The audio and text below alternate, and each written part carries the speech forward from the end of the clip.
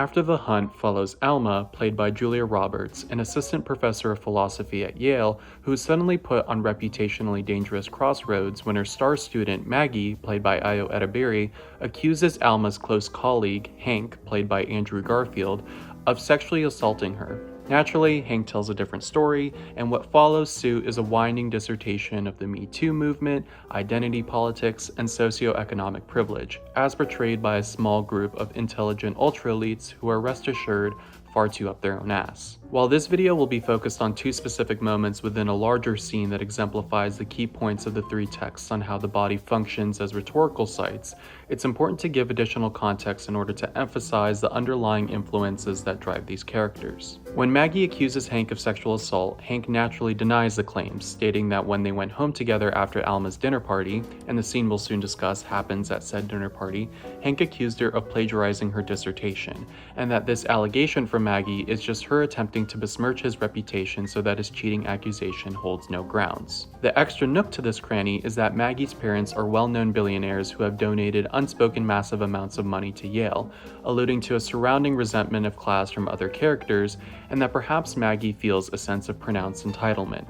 It also means that our accusation inherently holds more weight because of the elevated socioeconomic status of Maggie, which Hank directly points to in contrast to his proclaimed grassroots upbringing. After hearing the obviously contradicting testimonials from Hank and Maggie, Alma ostensibly has to choose which person to publicly support, though not purely for moral reasons, as Alma is vying for a tenure at Yale, with her fear being that if she supports the wrong person, her reputation and thus her tenure chances are ruined. If it wasn't obvious already, After the Hunt is an exercise in power dynamics, with power itself being a metonym for reputation, and how one can utilize socioeconomic standing and identity politics as a means of advancing up another rung in this social/occupational/reputational ladder, aka gaining power. This is where Chavez's writing on the body as a rhetorical concept comes in, as his thesis is that for most of rhetoric's existence, the art has been explored and practiced and advanced strictly through the lens of the white, cis, able-bodied male.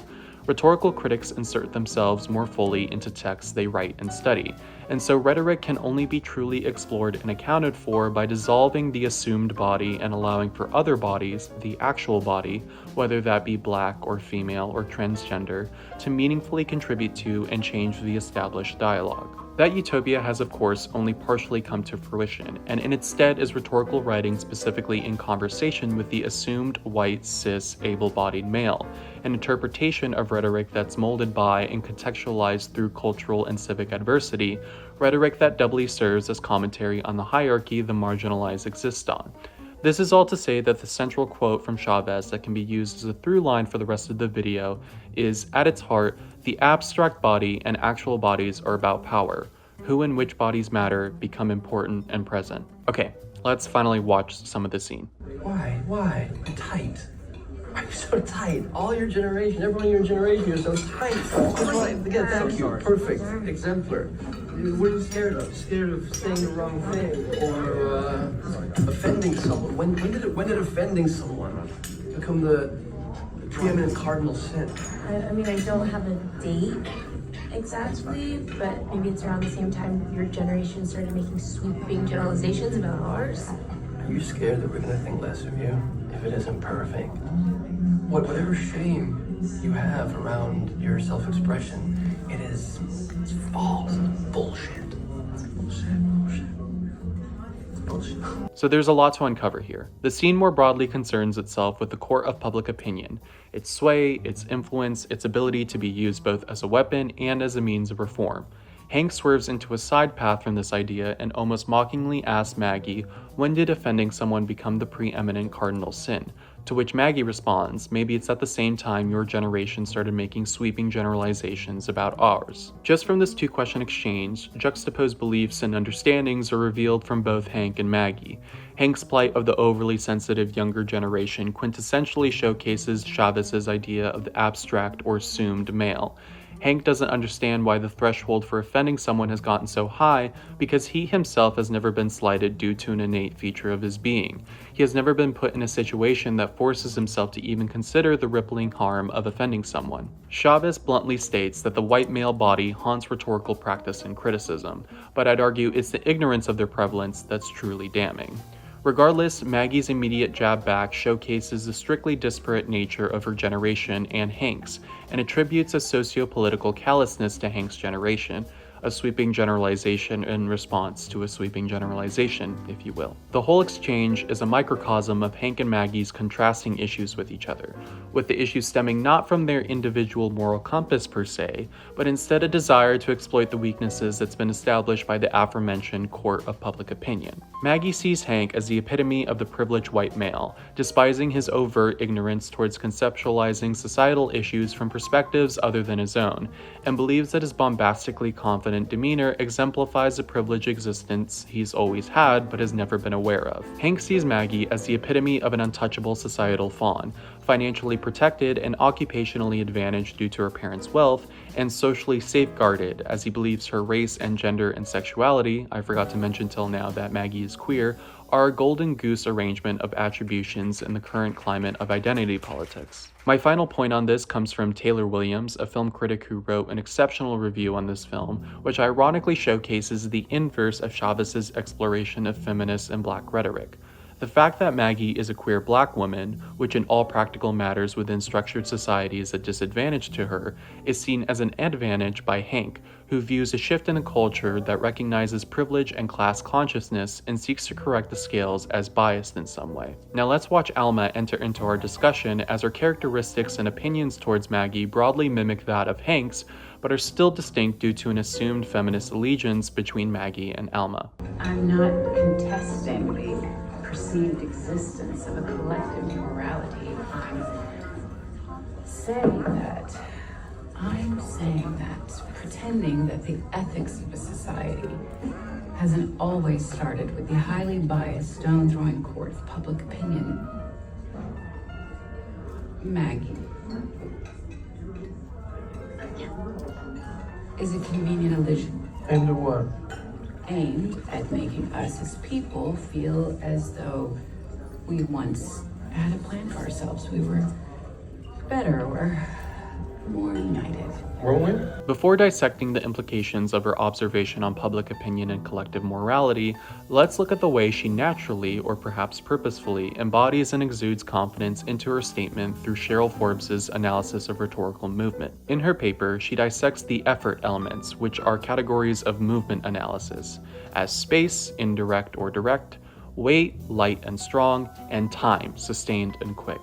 Though these elements are specifically ascribed to the act of writing and text itself, I imagine it's not too outlandish of a leap to apply these same concepts in an oratory example. Space is predominantly concerned with focus. To what extent is a piece of writing guided by a central thesis or idea, and whether a piece of writing is showcasing an author's process of revelation or simply explaining the revelation itself. Forbes defines the element of space far more fluently than I. Dictionaries use space directly. Writers with unfuddled minds use space directly. Traditionalists use space directly. Those of us who can't seem to get to the point, or who like readers to work with us, or who dislike the moves of classical argumentation use indirect space. Contextualizing that to Alma's declaration of the court of public opinion dictating the ethics of a society, it's a piece of writing that is direct. Her speech is confident, she doesn't mumble or meander her way to the point, there is no involvement of exploration, she simply explains a revelation but not how she came to it, for she sees no credence to do such a thing. Now, of course, her statement, similarly to Hank's incredulous inquiry towards Maggie, is one that is marred by personal bias. Later on in the film, we learn that Alma's oscillated flip-flopping on standing up for Maggie or Hank has served as an unintended reliving of her own traumatic experience, in which she willingly, I realize she was underage, but this is how Alma frames it, engaged in a sexual relationship with her best friend's father when she was 15, and when he abruptly called the relationship off, she falsely accused him of sexual assault, which led to him committing suicide, even when she retracted her initial statements. Thus, her proclamation of the volatile power of the court of public opinion has been a power she herself has utilized with malicious intent. where Chavez explains how feminist rhetoric exists in the context of women's silence, chastity, and domesticity, long closing them out of rhetorical tradition, Alma believes that due to women's prolonged lack of opportunity to speak out about their traumatic sexual experiences, it has led to amplify the voices of outspoken women, giving their accusations and claims a level of power and public attention that is incongruent with her norms of general public opinion. Going back to the effort elements, let's move on to weight. Weight in writing is easy to think about if you see weight as being synonymous with substance. Essentially, does a piece of writing have oomph? Is there strength in the prose? Is there an undeniable force that carries the writing from one sentence to the next? Is there substance to the text? However, it's important to note that writing being heavyweight is not strictly conducive to a largeness within the text, describing concepts or detailing a scene with a large scope and gravitas. As Forbes puts it, strong movements, like a kick or punch, demonstrate a certain exertion of bodily force, yet a light movement, like brushing aside a cobweb or caressing someone's cheek, also has weight. In those parameters, it's not the action itself that needs to be heavyweight, but the way the action is written. Alma's speech can most certainly be considered heavyweight. It's verbose, self-assured, and spoken with a level of declaration that's show-stopping to the surrounding group of intellectuals. The nuance, of course, is that many may not agree with Alma's assertion of the court of public opinion wielding too much power, but the point of this speech is to showcase Alma's intelligence, her deftness at articulating her points, at maintaining a holisticity while simultaneously minding her word economy. It sets the stage for the rest of the film, where Alma's steadfast approach of intelligently explaining societal behaviors and phenomenons is seen as cold and vindictively calculated. Later on, her silver-tongued speech inadvertently alienates her from Maggie, who becomes bewildered by Alma's lack of empathy towards her situation, dissolving the presumed bond Maggie felt they had because they were both women operating in a male-dominated field. Where Maggie presumed that her and Alma's common enemy was a cis, white, able-bodied male, the reality was that Alma always saw the hierarchical favoring of the abstract body as something to be taken advantage of for one's own gain. At long last, let's look at Forbes' final effort element, time. It can generally be seen as synonymous with pace or flow, though the latter is actually an effort element that Forbes felt was unfitting to her paper. But regardless, time is concerned with the writer's ability to have control over the way the reader reads, how to abuse punctuation to manipulate how fast or slow a passage is read. Additionally, pauses or breaks in the text can be used for emphasis, or contrast a preceding or succeeding passage, similarly to how a lack of pauses or breaks emphasizes the rapidity of a text, where a good writer can purposefully use conjunctions to metaphorically add peaks and valleys to their writing. To go on a slightly unrelated tangent, the overuse of conjunctions is known as a polysyndeton, commonly used by authors like Ernest Hemingway and Cormac McCarthy, and also in a little self-published work called The Bible. Here's an example from McCarthy's No Country for Old Men. He latched the case and fastened the straps and buckled them and rose and shouldered the rifle and then picked up the case and the machine pistol and took his bearings by his shadow and set out. McCarthy essentially emphasizes each action by flanking them with conjunctions, and establishes a predetermined flow that's starkly different than if commas or periods were used. Anyways, what were we talking about again? Oh right, Alma, who dare I say has a great sense of time. I could reiterate my comments on her verbosity and self-assuredness and conviction and curtness, and it would still be easy to apply those same attributes to time. Her slow articulation of each word contributes to a compounding effect of emphasis, magnetizing one in on her mini lecture. But it's the fact that Alma is so confident in her speech, and not just the contents of it but the intonation and pace of each word, that she knows even if she offers Maggie more wine, causing a massive break in her dense statement, she can use that to even further emphasize the latter half of her point. She maintains what I call the intellectual's drawl, where the purposeful slowing down of one's speech is used to subtly outline each word with a sense of grandiosity, a sophisticated intent. Now, with Alma, Maggie, and Hank's intricacies thoroughly dissected from the two scenes, I think it's important to assimilate and showcase those attributes in arguably the most literal exploration of bodily rhetoric: demeanor. Throughout this video, much ado has been spewed on the underlying intentions that direct each character's actions. Hank's loathing of the youngest generation's sensitivity doubly serves as an expression of his dislike for Maggie's identity being so protected in the current social climate, according to him that is.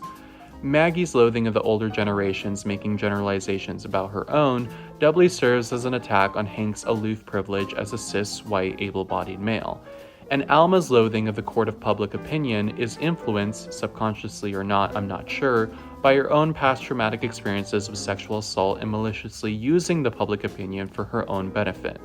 Point being, there's a substantial amount of loathing transpiring, and most of it is being done behind closed doors. However, I'll point to Selzer's dissection of material rhetoric, which looks at both the animate body and the partially inanimate object for rhetorical expression, such as the Baroness Elsa, who inscribed her poetry directly on her body, Hottentot Venus, whose steatopygic body was used to fuel Europeans' sexual and racist curiosities, or the hunchback baseball mascots whose humps were rubbed by team players for good luck. Seltzer subsumes these examples under what I see as a definitive case for the exploration of material rhetoric.